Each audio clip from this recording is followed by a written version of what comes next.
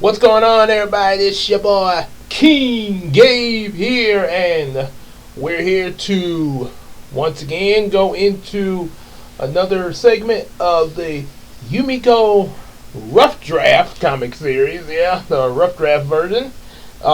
This time we're going to be taking a look at both issue 5 and 6. Yes. So we're doing 2 again. Who knows? Might just follow next videos probably might just be, double again. Just saying, it's a possibility. All depends on.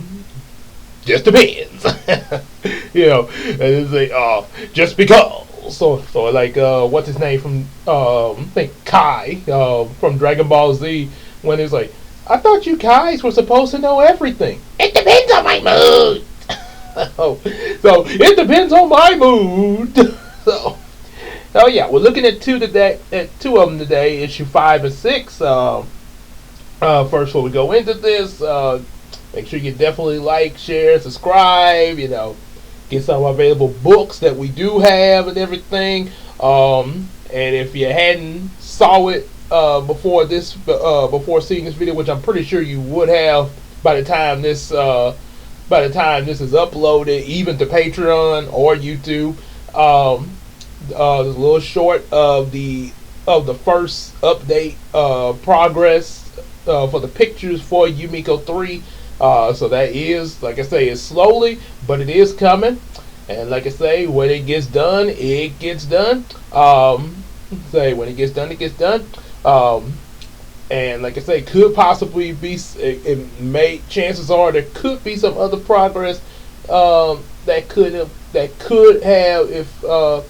come through shortly after this, if it hadn't already. Like I say, but at the time I'm making this video, there's been progress with it from the first little short there, the Darkwing Duck theme. So yeah, thanks to Big Sis Casey for that. Definitely definitely give it a credit, because she has worked really hard to get to edit those pictures there. So yep. Definitely will be working with her more so with other projects, because we're a team here, just like in Yu-Gi-Oh. Kind of ranted a little bit, but definitely get available books that are out there while we're waiting one to come out. Also, definitely support us on that Patreon, just like your boy EJ the Supreme, Big Sis Casey in the Iceman universe. Yep. And definitely need to I'm just being honest, I hadn't done it in a while, but I definitely need to check back on Iceman universe with his stuff, because I know he's still putting out more content.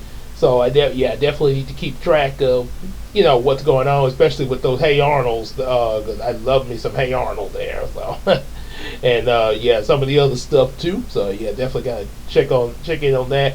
And also a little bit of announcement about EJ the Supreme.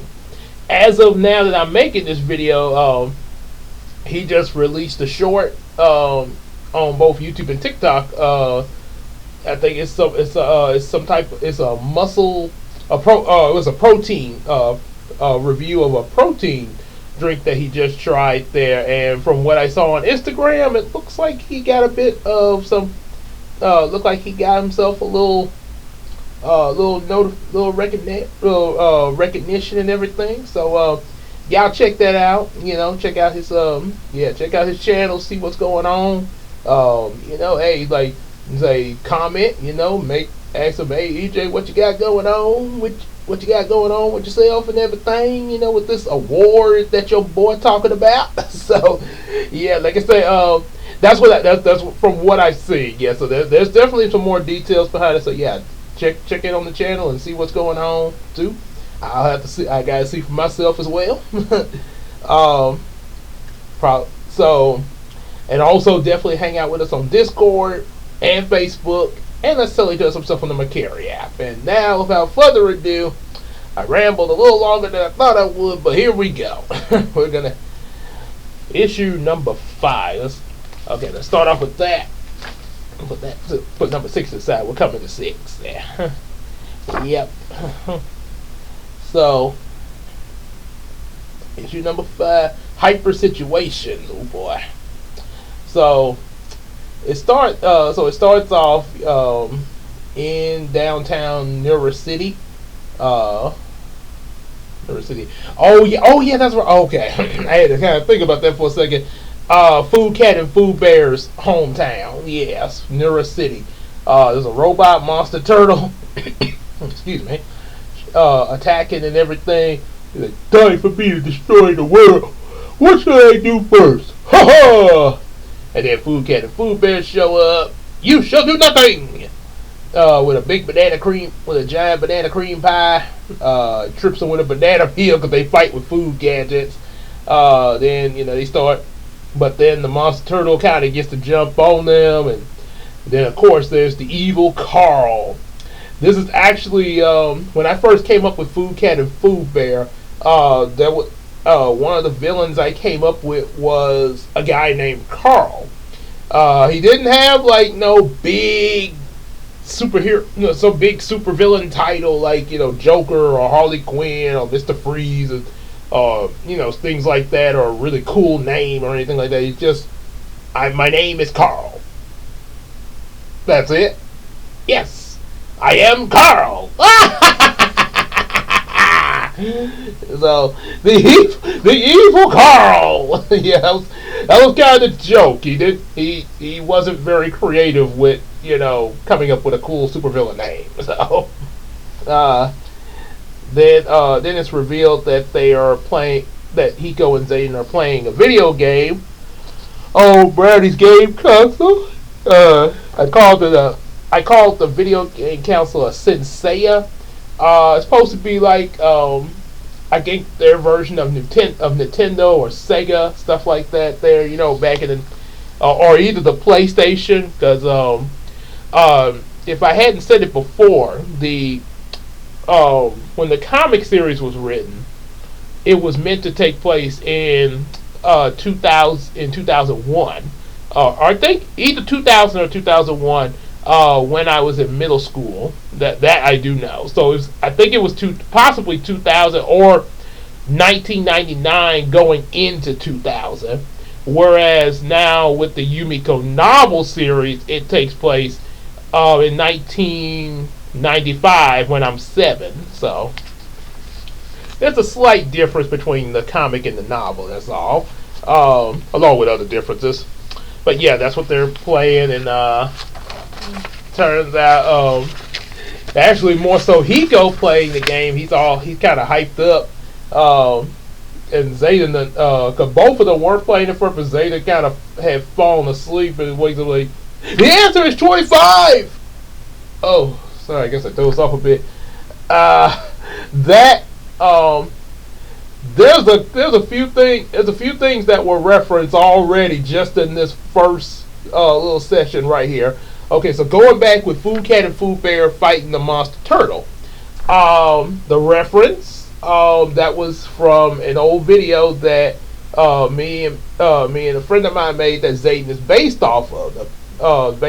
Back in middle school, we did something like this. I'm gonna say Super Gabe and Super Zayden, yeah, or but we did a little film like that on the VHS, and we were throwing around this plush turtle, which was actually one of my Ninja Turtle plush, pretending that he was the villain there, the evil Donatello.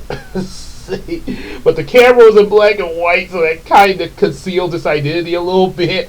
That's what it kind of comes from. And it has been used in other writings that I've done. There's one writing, A Weird Yet Normal Day, where it was used there in one of the chapters. And then also in this one where I just read, excuse me, but there's also a callback to it in my fan fiction, which I will have an update video on that soon. There, write a little bit more of it. in the very first chapter involving Superman and Supergirl. So yeah, it's kind of referenced there. Um, and so yeah, that's pretty much yeah, it's pretty much coming from there. And also I already told you Food Cat and Food Bear that cave that was some of the heroes that I made up back in elementary. Food Cat and Food Bear was actually based on when Garfield became a superhero. Not I'm not referring to when to the pit because somebody I don't know how many of y'all have heard of this or seen it.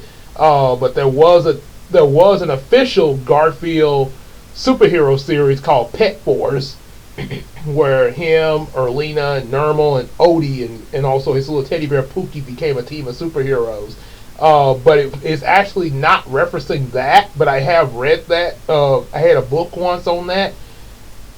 But it's actually referencing in Garfield and Friends when he became the Caped Avenger.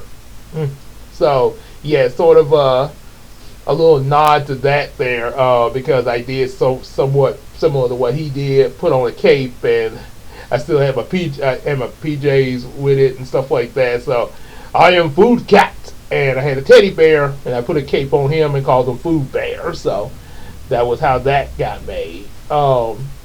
Now, as for the 20, now there's one other thing that's a reference. When Zayden woke up saying 25, there's a couple of things that have come to my mind with this. One is, of course, Peppermint Patty from the Charlie Brown, from Peanuts gang and Charlie Brown. You know, Peppermint Patty would fall asleep a lot in class, and fall asleep, or either she just wouldn't be paying attention, which kind of a mix of both. Like the one episode, womp, womp, womp, womp, womp, womp. I know the answer. The answer lies in the heart of all mankind. The answer was 12, sir. I think I'm in the wrong building, Marcy. Womp, womp, womp, womp. So, womp, womp, womp, womp, womp, womp.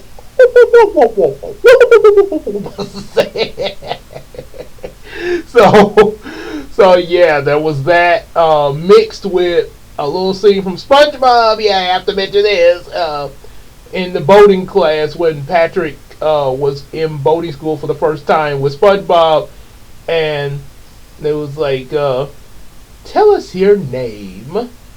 Oh, we just want to know your name. Oh, oh, oh, 24. Oh, great, another genius. Why are they laughing? I guess it's in the typing. Then, today's first lesson will be on turning. 24. Hey, I thought of something funnier than 24. Let me hear it. 25. Oh yeah, kind of a mix of references there. You'd be surprised at what references come out of this here. So, okay. Oh yeah. So back with the so yeah, of course Zayden's pretty worn out there. And they try. So Hiko, of course, is still going at it there. Yeah, he's still going at it. Naomi actually comes down there, asking if she can play. So the two of them get to playing. Turns out both Hiko and Naomi are up all night at playing this game, because like in an earlier video, yeah, remember like I told y'all about, you know, the whole thing with autism, with the hunger thing. There are also cases where, yeah, and this kind of, and that's a little different, but okay. So first with autism, yeah, I seen videos where Sound of the Forest, she would be up late, like in wee hours in the morning, and literally was not able to sleep. You know, so she'd be up, kind of as they call info dumping on her video about a certain insect there. Uh, so I don't know when she would. I guess when she just got tired, she just dropped. But yeah, um, but yeah, there was a lot of times she just would not be asleep there. So it's kind of another thing that can happen, and it could possibly be similar with ADHD. But I do know with ADHD, there is a tendency of getting really hyper. So yeah, and this is what's going on with Hiko. He has, and there's also something else that's going on too. When I was in elementary, now I don't. When I was in elementary for my ADHD, I was on medication to sort of help me focus in school and stuff like that. And I guess in a sense, kind of keep me from getting hyper because yeah, I would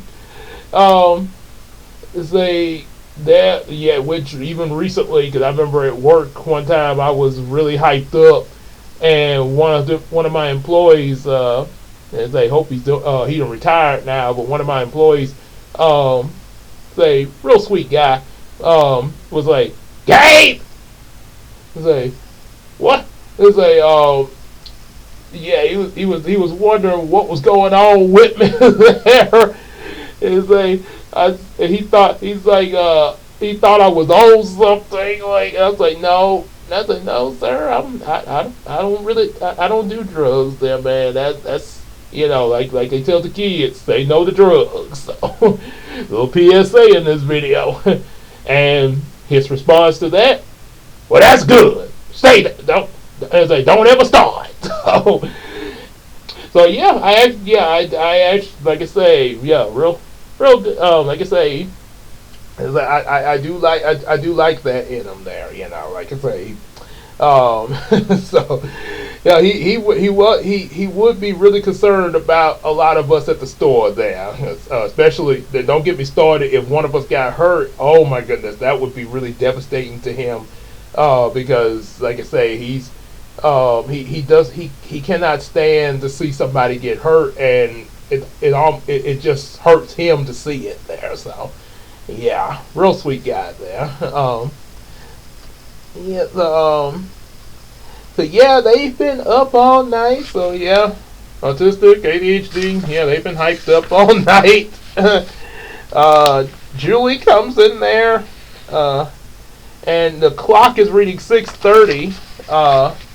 And I think it's yeah, Julie and Brownie enter, and he goes real hyped up, and I think both him and Naomi are hyped up. It's like actually I had because I couldn't sleep, but after Zayden went to sleep, Naomi took over and it got wild. Time really flies when you're having fun. Okay, you guys might want to rest a little bit while we start getting breakfast together. He goes like no need for that. I'll cook it. He goes, you don't really have to do that there. And he gets really excited. He's like, I'm just bursting into it. I mean, this gonna be here traveling around Yumeko, finding friends, fighting the bad guys, and discovering magical things. And he started talking for like just relax, buddy. I cook my own breakfast back at home. My mom showed me how to boil the eggs and fry the bacon and down home smoke something. So I'm trying to manage a few other things. Oh, my coffee's done. You made coffee? It's like, Julie's like, I don't think you should be drinking that. Yeah, he's already hyped up.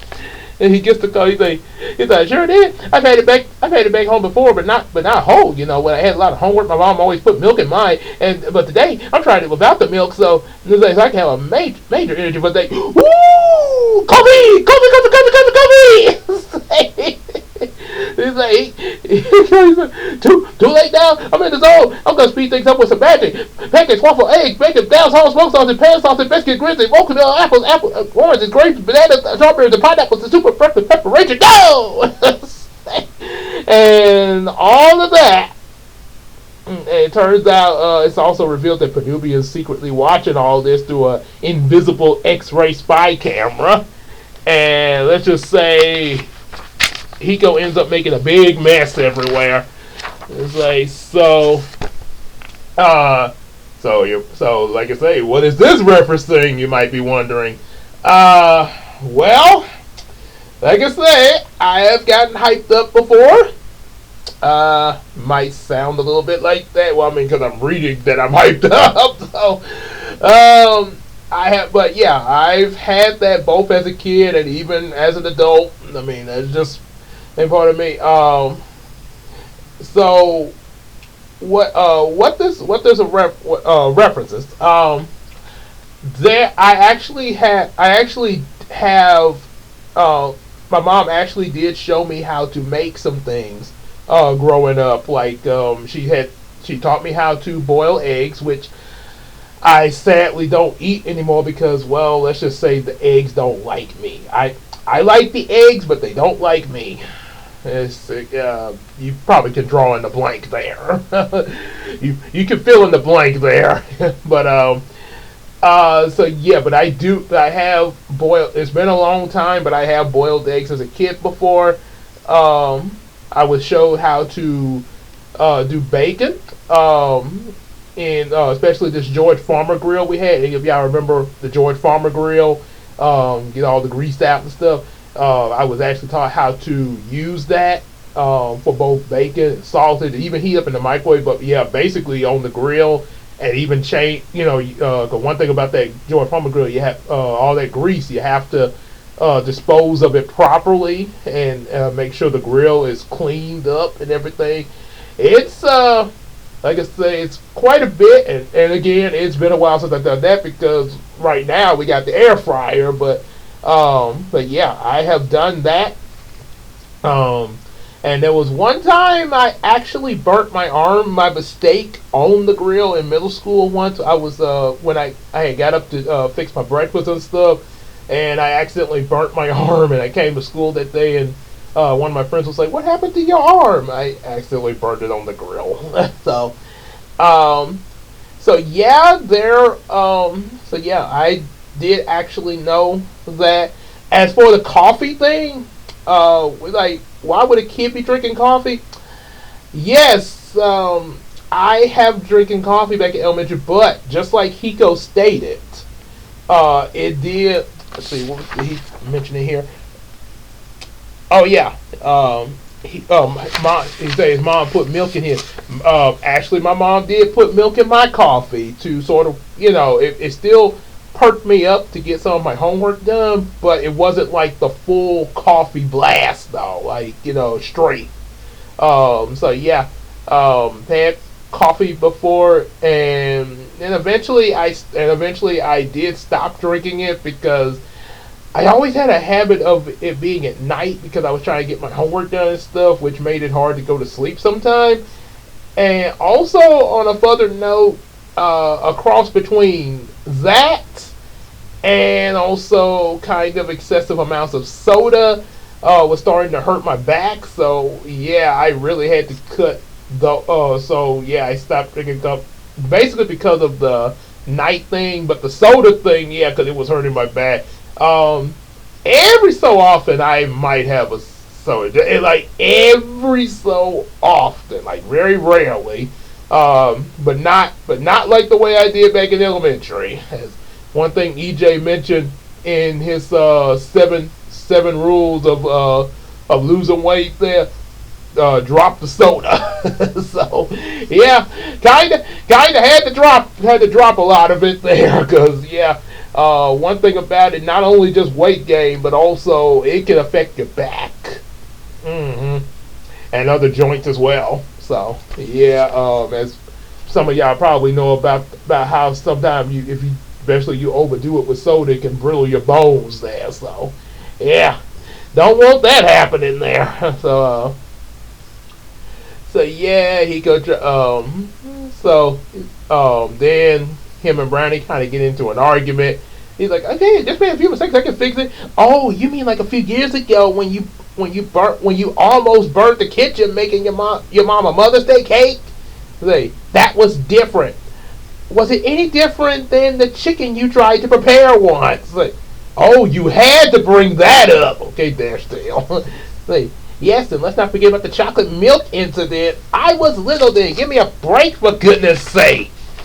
Like, and what's your excuse for messing up the kitchen? Well, excuse me for trying to be helpful. Oh, and Julie's like, all right, that's enough. Let's just clean this up. So, so yeah, they just figured, well, we'll just have to go out for breakfast today. Uh, and Hiko, of course, is kind of embarrassed as he starts cleaning. And Penubian, he's like, ooh, Hiko's losing control of his magical powers. Sound like a great opportunity for me to destroy him and that little puppy. And their friends. I'll look into those video games Hiko's been playing in order to steal some creative ideas. Yep.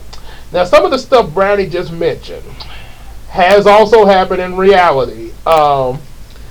Okay, so during the argument, he mentioned about a few years ago, Hiko almost he didn't not like because now it made me think of Will Smith when he burnt the kitchen down making a flambe in The Fresh Prince. Of all the rooms in the house to burn, the kitchen, your uncle's kitchen.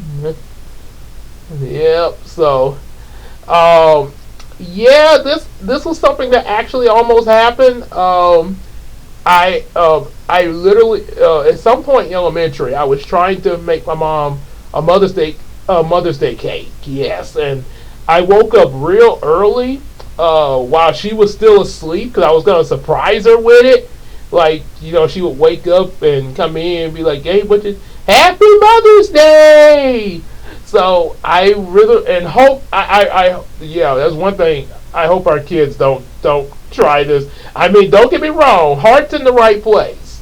Yeah, there's a good reason behind it, but yeah, but probably from personal experience, yeah, I would advise them not to, if you want to do something for adults, maybe don't try this because I know this from experience. For some, I was reading the instructions of how to make the rest of the like how to prepare the cake and stuff, but there was something I was not getting right, and I think I made the mistake of every time I got ready to turn the fire on, I guess call myself heat the cake up. There was a thing of smoke shooting out of the cake there, so. Yeah, then eventually my mom comes in there. Gabe, what are you doing? I was trying to make you a cake for Mother's Day. So, yeah, so you probably wonder, did I get in trouble there? Kind of. Well, in actuality, now obviously, and you probably would be too. She was a little upset, you wake, just say you're a parent, you wake up and you see your kid, and kind of screwing it, almost about to practically burn the house down. Well, she came in, she put a stop to it and everything, but but she said, okay, look, let's just clean this up and go to bed. I do appreciate you trying to do, I appreciate what you're trying to do, Gabriel. But let's just clean up and go to bed. Let's go and get back to bed, okay? So yeah, I wasn't, so for that, because of what I was trying to attempt to do for her, I didn't get punished or anything. But I was told don't do something, don't do anything like that anymore. Yep. So then he mentioned about, well, what about the chicken you tried to prepare once? This was not something that happened when I was a kid. This was something that happened, not sure when, but I do know it's before I wrote this. But it was while me and Christina, were married at this point when I did this. I called myself trying to save us some money by getting a whole chicken from the meat market, and call myself, I don't know what, I honestly don't know, Oh, I'm just gonna say I was messing up. So that's all I can really say. I don't remember the exact detail, but I know I wasn't doing it right. I was pretty much screwing it up. So yeah, that sums that up. And the chocolate milk incident. This one also happened when I was a kid, and I did get punished for this, and for good reason, because I caught myself trying to make some chocolate milk. I had no I I really did not fully know what I was supposed to be doing, but I thought I did, and I think it was also something of I didn't have permission to do that. But I ended up getting chocolate. Cause it was the sometimes you make chocolate milk with the syrup. Like chocolate syrup into your milk to make the chocolate milk. In some cases, it's the powder. They also have powder to make it. So we had the powder, the chocolate milk powder mix, and I ended up getting that powder all over the kitchen floor. And my mom came in. Ooh, Gabe, and the first thing I shouted, first thing I shouted was, "The devil made me do it!" That caught my mom completely off guard, and she kind of, for a moment, she sort of laughed a little bit, so like, and then, but then after she got the laugh out, then of course I ended up getting in trouble, like, and on top of that, I had to clean it up. So yeah, yeah, I was like clean it up. Then I was in some major trouble there. Kind of like also this and the whole thing of the devil made me do it. Me blurting that out. I actually that was something I heard from my piano teacher. What she said about EJ when he was little. Because of course he was younger than I was, but it was something that happened. And he said, "No weapon formed against me shall prosper." So, well, yeah, the devil made me do it. So, yeah, and the whole laugh, and then suddenly, yeah, you're still in trouble. Sort of like Uncle Phil from Fresh Prince when he was like when it was like, hey, you did all of that. What am I gonna do with you? I don't know. Reward us for honesty. Hey, it worked for the bee. The bee.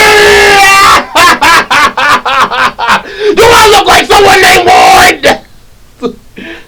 Now you go in there and you get that bracelet back, and until you do, I don't want to hear you breathe, or I'm gonna dime you out to the fence myself. I guess it's probably not a good time to tell him we ran over the mailbox. Oh boy. So yeah, that's pretty. Yeah, that's quite a bit that come from, quite a bit of references that came from there already. Just a reference. So yeah, they get it cleaned up. Of course, Panubian's gonna make his evil play.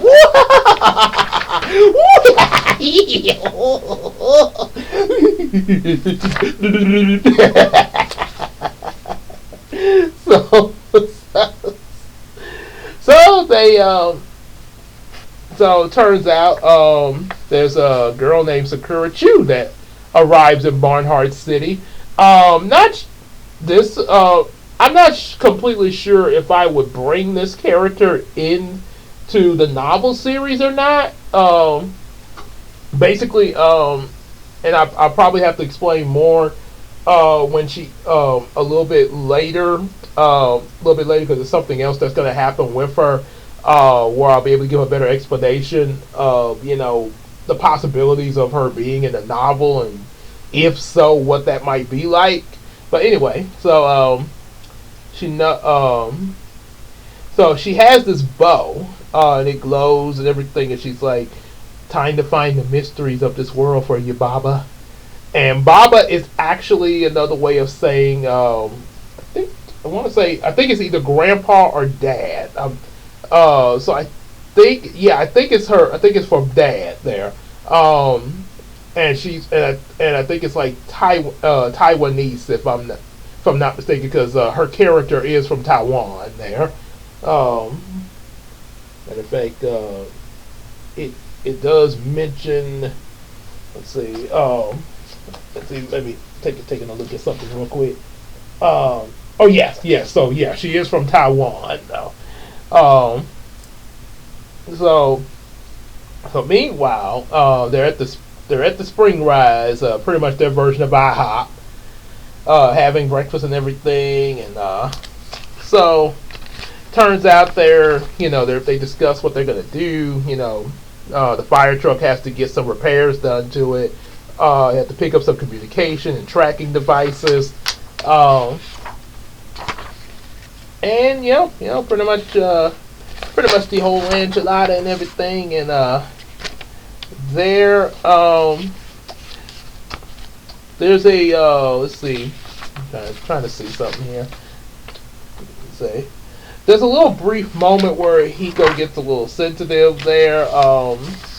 Sort of another thing that actually does occur in ADHD. So sometimes moods can change a little bit there, because go from all of a sudden sort of like with Uncle Phil when his mood instantly changed there. Say when he was laughing, then all of a sudden jumped up at Will. But of course, to be fair, he already was upset with them in the first place, and yeah, he just it was just at the current, what they mentioned when he asked them what happened and stuff. So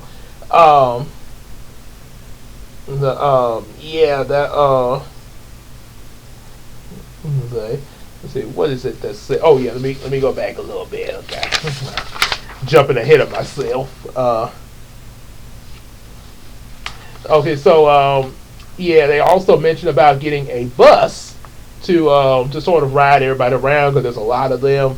So they mentioned about getting a bus, and this was supposed to be sort of like a little foreshadowing for what would be known as the Hero Bus, something that's used in Heroes of Dreams. Probably get to that when I get to talk about that in some later videos. So yeah, yeah, definitely would give them a lot of space. Naomi asked if she could sit next to Hiko, and Hiko's like, "You really want to sit next to me?" I was like, "Sure, if it's okay with you." And now, before Hiko answers, he kind of starts kind of thinking in his mind and daydreaming a bit about this. Like, I can't believe this is really happening. Like, and imagining himself with Naomi on the bus. This kind of reminds me of Doug. Y'all ever watch Doug on Nickelodeon? And then also, I guess you could say the sequel series that was Disney's Doug, which some people apparently for some reason hate Disney's Doug. And I'm like, what's the problem? I mean, I like them both, So, but there was a thing in Doug. I think Nostalgia Critic pointed this out when he reviewed Doug's first movie. How Doug would always, have let his imagination go, and he would imagine something. He's like, you ever wonder what's going on whenever Doug has these little spaced out moments? He's like, so Doug, what do you think about the video? Doug, I hate it when you do this.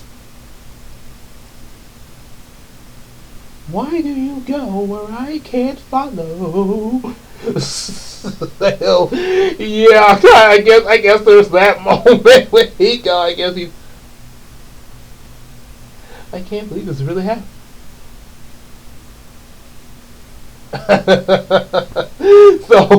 so Brownie's like, you might want to answer her. And when Hiko snaps to attention, he accidentally knocks over a syrup bottle, and is kind of embarrassed about this, and just kind of walks out of the restaurant to the foyer.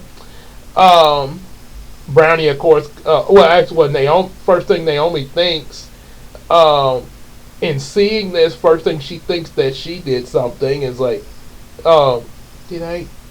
It's like I did something weird. Did I do something weird?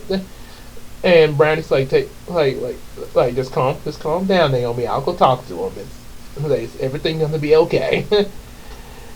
So yeah, Brownie goes out there to have a little talk with Hiko, and this sort of also patches things up about earlier this morning. Brownie's like maybe Hiko, maybe I shouldn't have been, I probably shouldn't have been so harsh earlier. My frustration is just my frustration about this, and I kind of forgot about your condition there, referring to the ADHD there. And the first thing Hiko's thinking, like, if Naomi finds out, she might not want to talk to me anymore. What about the other kids? And Brownie's like, I'm pretty sure that's not going to happen. The other kids seem pretty nice, and if you keep your mind focused, you'll do fine. And then Penubian attacks. Way to kill the mood there, Penubian. And he's attacking with the Monster Turtle, Paper Eater, and Space Bite. Oh boy, there's a couple other. So it's the Monster Turtle and a couple of other creatures there. And I'll show you what Paper Eater and Space Bite are like in my next video. Some of y'all that see like my other videos on my other previous channels probably already know who they are and what I'm talking about. But for those who don't, yeah, I will when I do my next video pertaining to this. I'll have them in the room where I can show you guys there.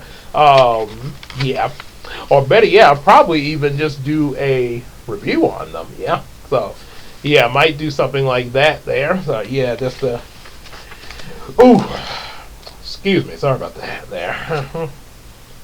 So yeah, apparently somehow the Nubian has brought them into the real world. I mean, not real, well, into existence. Yeah.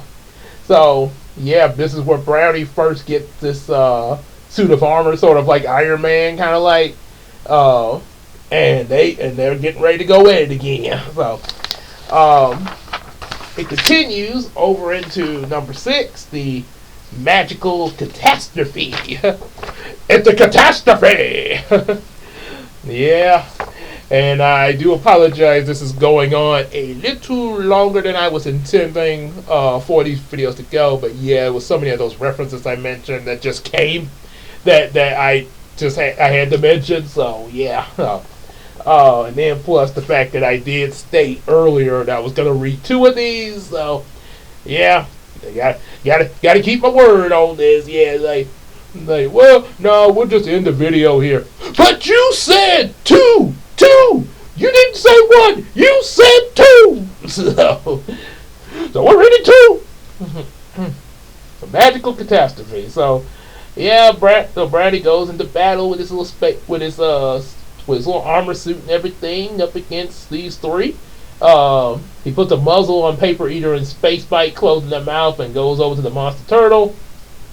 And say, and Penubian blasts Brownie, causing him to drop, to drop Paper and Space because he's trying to drop them there.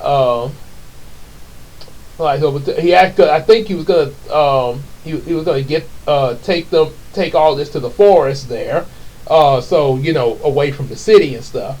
Hiko tries to help out. But Brownie informs him, no, go get the civilians to safety, starting with the restaurant. And the minute he stopped to tell Hiko that a magical field is fired at Brownie, he's like, you should pay attention to what you're doing, pup.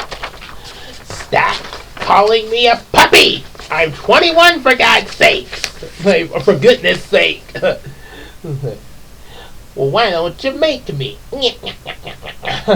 So Brownie manages to use the rocket boots in his suit to fly in the magical field and swing Penubian into the Monster Turtle and break the field. Hiko is about to go back and do like Brownie asked him, But then he decides to go back and help Brownie. Like, it's ironic that it's starting to remind me of the Doom Patrol that I'm watching season 5 of the 2003 Teen Titans series when they was mentioning about what Beast Boy was like with the Doom Patrol. It sort of make me think of that a little bit there. Hiko, it's like the Monster Turtle gets up to battle, and Hiko tries to use his magic to free Paper Eater in space by Brownie's like, wait a minute, Hiko, no! He's like, it's okay, Brownie.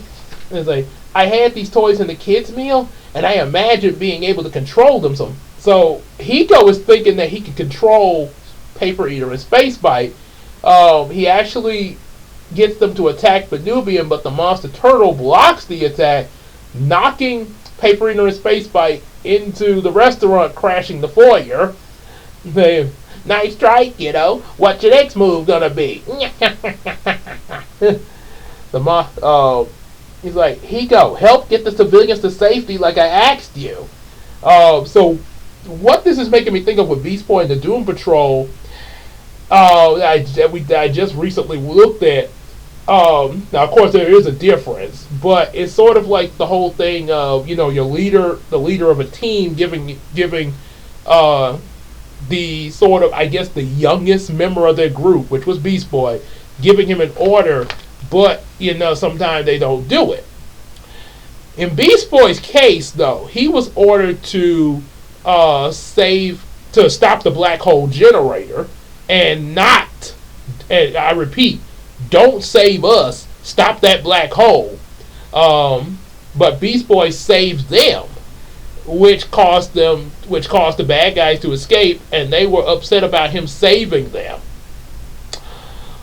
Yeah, in this case, Brownie is trying to get Hiko to get the civilians to safety, and it's not that Hiko's trying to purposely be selfish or anything, but he's thinking like, hey, I can help you with this, and and then we could win the fight, and everything will be all right.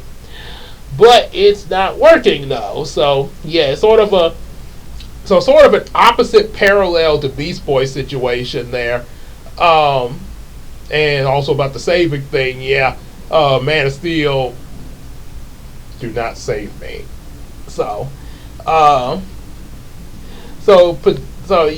then he's like, Brownie, I can fix this, and he tries to direct them away from Spring Ride, the restaurant, and repair the foyer, but Benubian blasts Hiko and causes more of the restaurant to get damaged. And he's like, Hiko, I'll fix this, and so will I. And he blasts Hiko again, and eventually the whole restaurant is destroyed. Yeah. And Hiko becomes upset and goes into a furious magic fight with Benubian, causing more damage around them. Brownie manages to blast the Monster Turtle off, but Paper Eater and Space Bite attack, and just when it seems like the end, a bunch of arrows hit Paper Eater and Space Bite and explodes, blasting them into Benubian, and the arrows came from Sakura. Benubian's like, I guess I'll have to retreat for now, but I'll be back! I'll get you next time! So then Hiko sees he sees the restaurant, the damage around him. And some of the citizens in the area, they're looking back at Hiko, and some of them are a little afraid of him, and some of them are kind of upset because he caused quite a bit of damage there. Brownie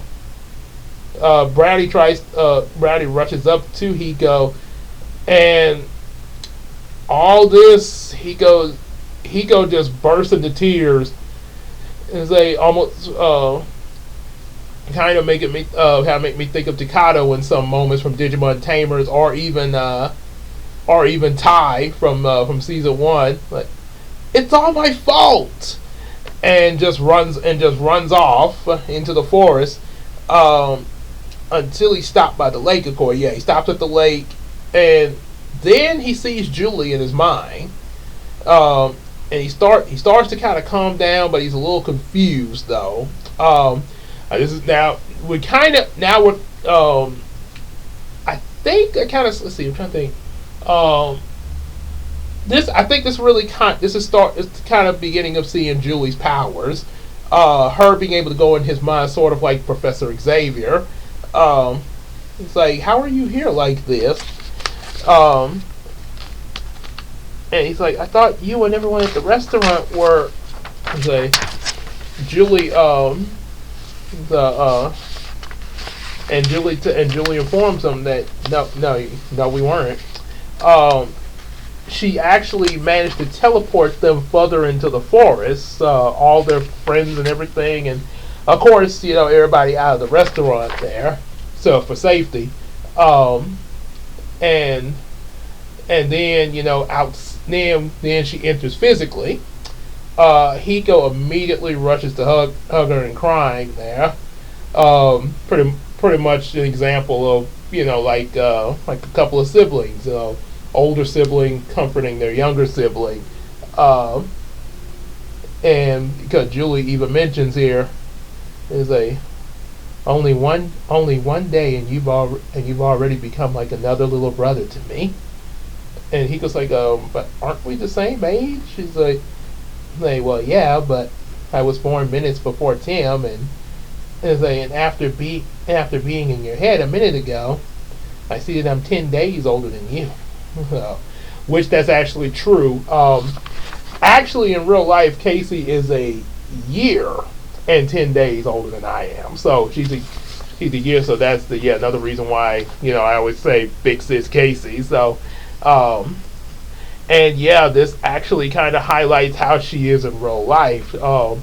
She sort of has, sort of like Wendy from Peter Pan. She sort of has that part of her that's like a mother in a way. So not saying she actually is one, but she but she has that part in her that where when she's talking to different people or trying to help them out and stuff like that. So it's sort of like that. And this also kind of another little flashback to an incident when we were both in summer school together, and I went. So I come in like we're waiting for class to start. I was there a little. We were there a little early. So obviously, and I saw Case on the front row, the bleachers in the gym, and that's where we're supposed to sit. We're waiting for the bell to ring and then go to class. So I get there, and obviously I'm finna sit next to Casey, but the principal told me to go all the way up to the top for some reason. I don't know why he asked me that. Some type of arrangement or something. I'm just gonna be honest. It felt kind of stupid, but he told me to go up to the top. So I go up to the top. Bell rings for class. Everybody leaves, and I'm stuck at the top because when I look down, because the way this specific set of bleachers was. Now I've been on other bleachers like in middle school and in high school. They're not quite as bad. And not exactly easy to get down. I'm just gonna say it, but they're not as bad as the ones at summer school. Because this was the worst set of bleachers I've been on. The bleachers at high school was probably was probably a lot better than the previous bleachers I've been to, because they actually have an area where you can walk down like a staircase there. So it's a little bit better. You can, but I still don't like going up to the top of the bleachers. But at least it's easier to get down if I have to, But in this case, I didn't. I was like, it freaked me out. I was like the cat in the tree scenario, and so everybody had left. I was stuck up there in fear. But then Casey, I think she noticed that I hadn't left, so she came back, to see what was going on. and she found me up there. She's like Gabe, and yeah, she saw I was terrified, so she's like, Gabe, just try to come down. I'm gonna be right here. Just come. I'm gonna be right here to make sure you're okay. Just try to come down. So I slowly, I as and we were, and because of this we were late for class. She risked being late for class to get me down. So yeah, definitely. So it was yeah, it's definitely a major brother sister moment. Yeah, so make me think of the make. It's almost like I could imagine Mokuba and Kaiba like this in Yu-Gi-Oh. There, yeah. So, yep, that's pretty much how it is with the two of us there. So, yeah, that's kind of what I did with Julie and Hiko. Yeah. Um. So she explains about how she got her psychic powers and the powers ever since she was like 5 years old. She's able to levitate stuff, the basic psychic there. And only her parents and grandparents know about this, and she was born like this. And so Hiko's like, well, at least you can control your powers. I ended up wrecking the city, and now everybody's probably going to be against me. Say, Brownie's like, I'm sure we can explain the situation and everybody understand. And say, yep. So then, but Hiko's still feeling pretty down, and that's when Naomi shows up. Like, you're just like me. Everybody looks at her, and Hiko's like, well, wait, what do you mean? Like, and Naomi explains. She says, sometimes I mess up because I don't fully understand some things. And Julie pretty much puts it together. And no, she doesn't. She doesn't read Naomi's mind. She just puts two and two together. You're autistic, aren't you? Like, and now Brownie and Hiko them have not heard about this because, like I say, back in the '90s, early 2000s. I'm not saying that nobody knew about autism, but it was not something that was talked about a lot like it is now. Compared to now, at least from what I've seen there. So Brownie's like, is that the same as ADHD or attention deficit hyperactive disorder? And Julie's like, no, not completely. There are similarities between the two. And she mentions that her parents had worked with children like this, with autism, ADHD, learning disorder, mood disorder, even dyslexia. And Tim and her and Tim would help out a lot. So they learned a lot about these conditions and how to tend to kids like that. Sort of similar to my mom. She's worked with when she first started teaching. She actually at the beginning of her officially being a teacher, she during her beginning years, she actually was with a lot of kids like this, that had, like, say, autism, ADHD, and other learning disorders. Yeah. So she has some, so from self-experience, she has some knowledge about that.